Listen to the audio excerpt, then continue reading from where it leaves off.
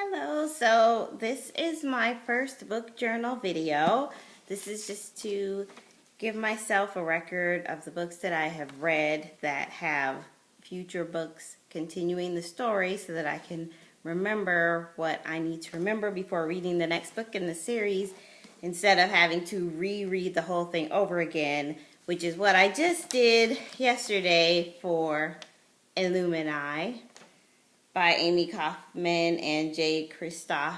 And so I loved this book when I read it the first time, and I thought that the design of the book with, all the redacted information and how the whole book is basically a dossier file was really cool. And then there's different memos and emails and chat transcripts, and then the AI, the spaceship's computer, his thoughts, and it's a really creative way that they put this book together. So I really liked it. So I gave it 5 stars for creativity, and the plot was interesting and kept me turning pages. And both times I read the whole book in a day. Well, the first time I started it after work, I think, and then I finished it the next day. But it's 599 pages, so it was, you really kept you turning pages in order to get through that many pages that quickly. And some of the pages are like this, so it's not full of text, so that also helped get you through it quickly. But it was really good, and this is the first in the Illuminae Files series. I know there's going to be 3 books so far. The second book just came out, and I bought it, so I wanted to reread this one before reading that one to remember what I needed to remember. And I didn't remember some things, so I'm glad I reread it. So, this is... I've fallen! Oh my gosh. Okay. So this is for me to remember what happened in this book before I read whenever book 3 comes out eventually. So, okay. So this starts off on the planet Karenza, and there's an illegal mining operation going on there. And our main character is Katie Grant. She's a 17-year-old high schooler. She just broke up with her boyfriend because she wanted to go off-world in the future, and he wanted to stay on Karenza until she was like, this isn't going to work. So the morning that the story begins, she broke up with him. They're in high school, and Biotech Industries has sent some of their ships to attack and kill all the people on this planet. And so they're, she's running, trying to escape, and then she's about to drive off the school property when she sees Ezra Mason, who is her just ex-boyfriend, standing outside the car. So she lets him get in. So they're trying to escape this attack from the ships. They're killing everybody. And so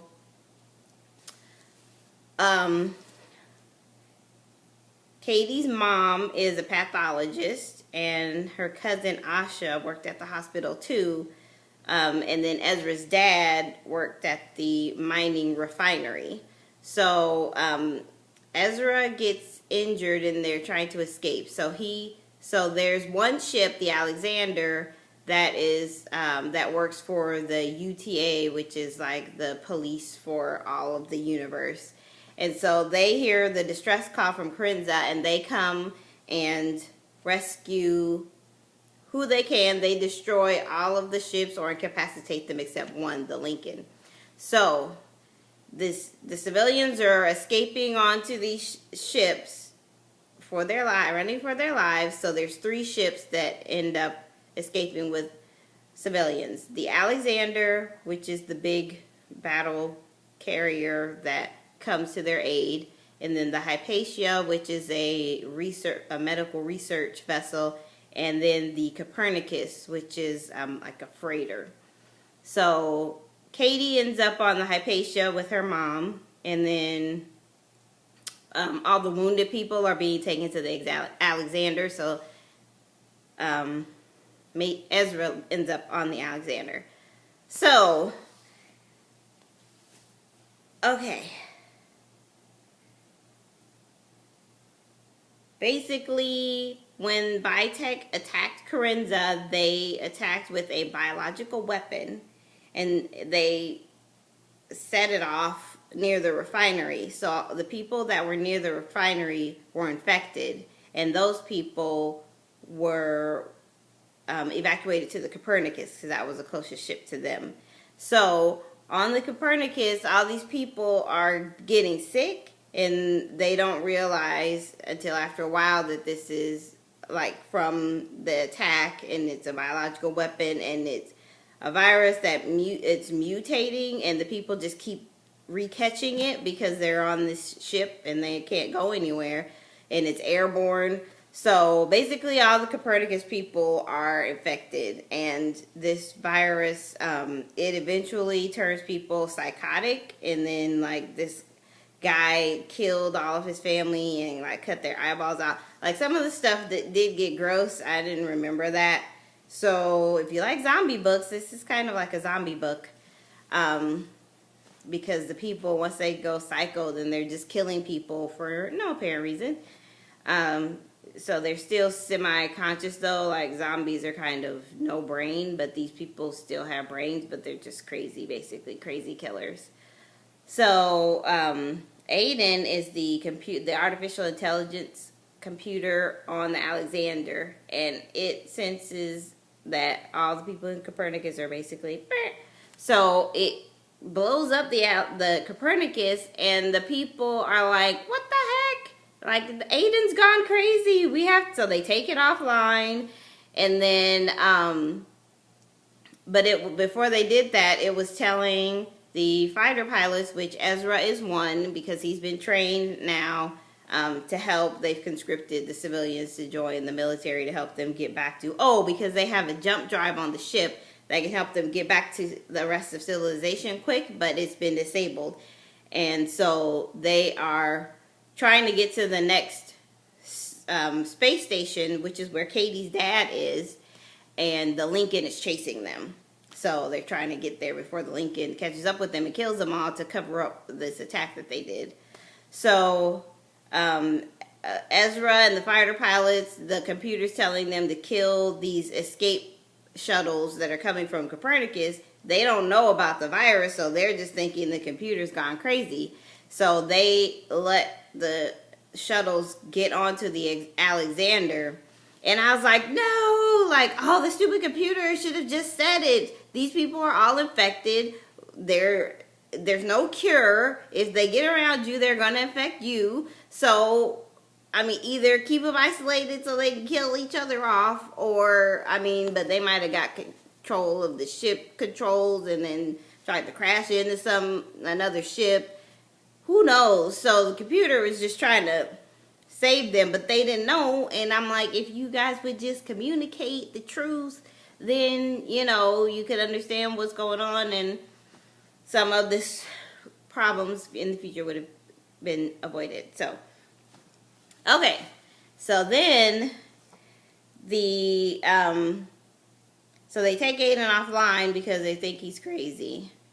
Then I'm just going to do the major things to remember. So Katie's mom was a pathologist. She petitioned to go to the Copernicus to help them figure out what was up with this virus. And Katie petitioned to go with her, but Katie's mom had said she would go, but only on the condition that they didn't let Katie go, because I'm sure she knew it was dangerous, and, they didn't have a cure for it yet. So, but Katie was trying to go, so Katie was still on the Hypatia. Her mom's on the Copernicus. So her mom died because she was on the Copernicus. And then they had to bring Aiden back online to help defend them against the Lincoln, which caught up to them. And when they did that, Aiden was like, they're not going to turn me off again. I have to prevent that because I have to be on in order to save them. So it releases all of the people that have been quarantined that were in those escape shuttles from the Copernicus that had landed in the bays of the Alexander. It released all those people who were now crazy killers to kill the people on the bridge so that they could not shut Aiden down again.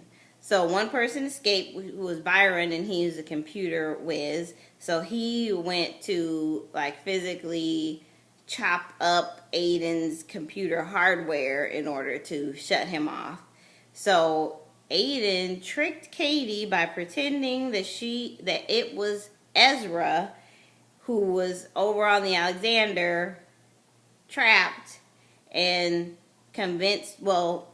manipulated Katie into stealing a shuttle, leaving the Hypatia, and coming over to the Alexander because it needed her hands to physically fix what Byron was destroying. So, then she gets over there. Of course, she's mad when she finds out. The computer tells her Ezra's dead because it wants, to keep her there, keep her working, of course. So she says she'll help if he will let all the non-infected people on the Alexander escape. So there are people on the Alexander who have found hazmat suits and have barricaded themselves against the psychos. So she is able to direct them to the rest of the escape shuttles. And so they all get off and go to the Hypatia. And then it's just Katie and Aiden and the crazy people left on the Alexander. So Katie does end up helping. So these crazy people are after her. I'm like, why are they after her? Like, what? They're looking on the video monitors for her, and then go find where she is and go and try and kill her. Like, really? They're just not going to kill the other crazy people standing next to them? Why are they specifically looking for her? So that was weird, but they had to ratchet up the tension. So anyway, the Lincoln catches up with the Alexander. Oh, Katie's already told the Hypatia, take those people and get out of here. So they're headed to the space station Heimdall. The Lincoln catches up. Katie and Aiden fire all their nukes at the Lincoln, and then the Lincoln fires back, but it knows, it's gonna die. So they blow up the Lincoln, and then the Alexander gets hit too, but it isn't destroyed, and Katie is in a like a space suit, so she has some oxygen left in there. So Aiden tells her, so like she's out of it, but then she wakes up and she's had radiation poisoning from the nukes that hit, but she's still alive. And Aiden says his core is going to implode, though, so she needs to get off the ship if she wants to survive, and there is one escape pod left. So she makes her way to the escape pod, gets on it, gets out of there. Aiden has wirelessly put himself in her little iPad console that she has in her backpack. So he survives that way with her, but then the ship explodes. So the Alexander is destroyed, the Lincoln is destroyed, Katie's on this escape pod heading toward the space station, and when the Hypatia heard or somehow got notification of the explosions, they knew that it was, the Lincoln or the Alexander, so they head back and they find Katie's escape pod, so they rescue her. So at the end of the book, Katie's on the Hypatia. They're all headed for the Heimdall space station because that's where the nearest jump drive is, and that's where Katie's dad is. And Ezra is there. He wasn't killed like Aiden told her. So, and then Ezra had told her that he didn't want to leave Corinza because he and his dad were there hiding from his mom because she was some kind of psycho. So it turns out that his mom is Leanne Frobisher, who is the executive director of Bitech. So she has contact with Katie at the end, and she's like, "Where's Ezra? I want my son." And she's like, "He don't want you." So that part I'm sure will get explained because it's like, how is his mom a psycho and she's executive director of this company? And why does she want him if she's a psycho? So So that's one of the things that I don't know if it'll be addressed in the next book, but that is how this ends. And I'm trying to see if there's anything else in here that...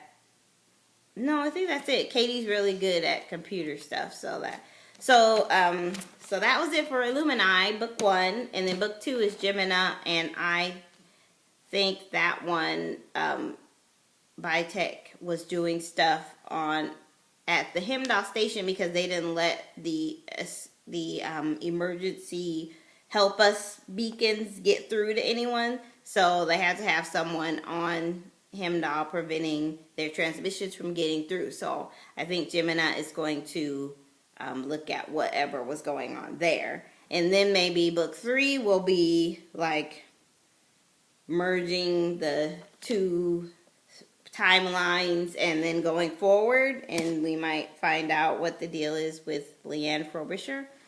So that's just a guess, though. There's not even a title or a cover. I didn't even know there was going to be a book 3 until today. I saw that there was one on Goodreads with no title, but I was like, oh, okay. I thought it was going to be a duology. So maybe it's going to be a trilogy. I hope not more than a trilogy, because a trilogy is really nice. When they get longer than that, they get kind of, you know, like, is this ever going to end? So anyway, that was Illuminae, and now I know I can refer to this before I read book 3, and of course I'll be posting one for book 2. So that was it. Good book. Bye-bye.